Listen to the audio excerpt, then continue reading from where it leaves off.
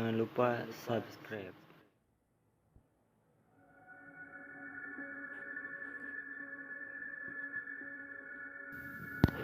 Assalamualaikum warahmatullahi wabarakatuh.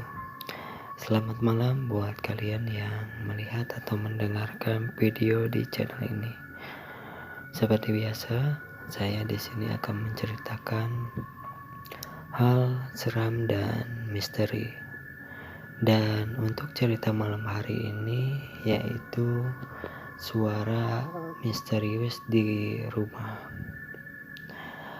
Perkenalkan semuanya, nama saya Wahyu Dani. Biasa dipanggil Boy. Saya punya sebuah pengalaman goib yang sampai sekarang masih ngeri kalau diingat-ingat lagi. Jadi begini ceritanya. Waktu itu saya masih tinggal di Cibitung, Cikarang Barat, di desa Telaga Asih dengan kedua orang tua saya dan 3 orang adik. Ini terjadi pada tahun 2010 saat saya masih kelas 5 SD.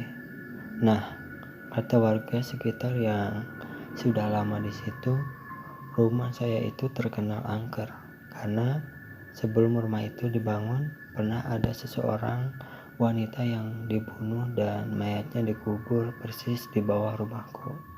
Dan karirnya akhirnya gentayangan.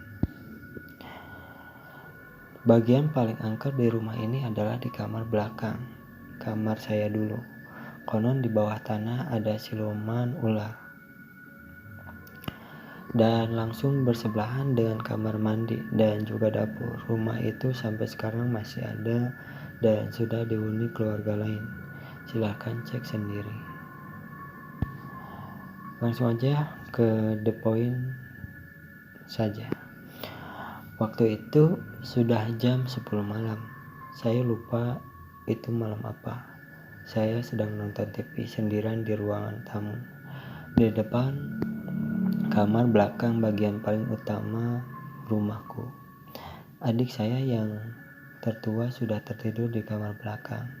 Karena saya mengantuk, akhirnya saya matikan TV dan tidur. Di atas TV terdapat jam beker yang sengaja saya ditaruh di situ. Akhirnya saya pergi tidur. Disitulah keanehan mulai terjadi. Tiba-tiba terdengar bunyi keras seperti benda terjatuh dari arah ruangan tamu. Saya kaget. Sebenarnya apa itu? Saya langsung menuju ruangan tamu penasaran. Saya pikir itu jam beker saya terjatuh. Tapi setelah dilihat, jam beker itu masih pada tempatnya dan keadaan ruang tamu masih normal. Tidak ada benda apapun yang terjatuh.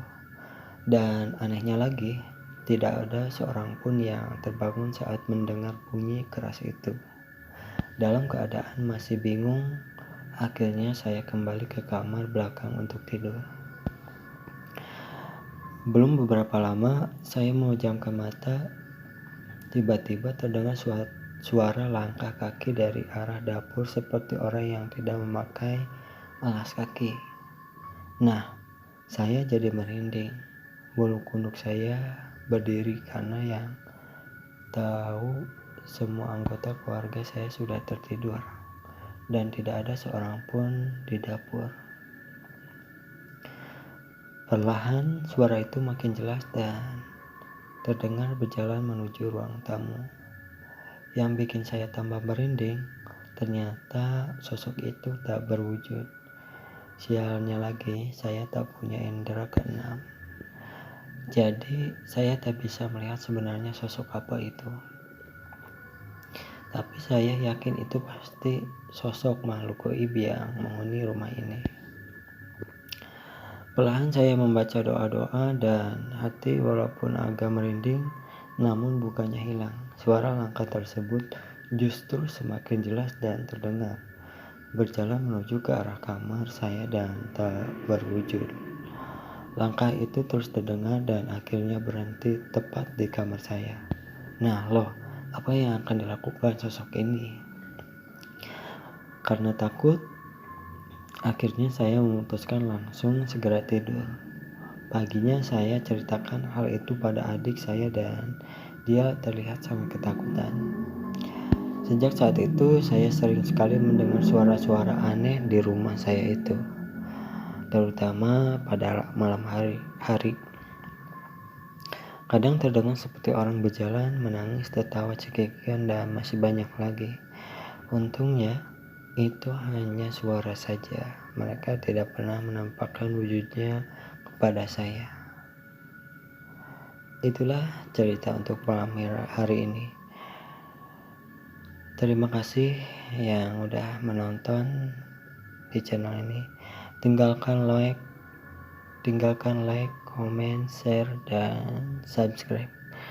Dan jangan lupa juga nyalain loncengnya biar nggak ketinggalan jika ada video-video baru di channel ini. Terima kasih. Assalamualaikum warahmatullahi wabarakatuh.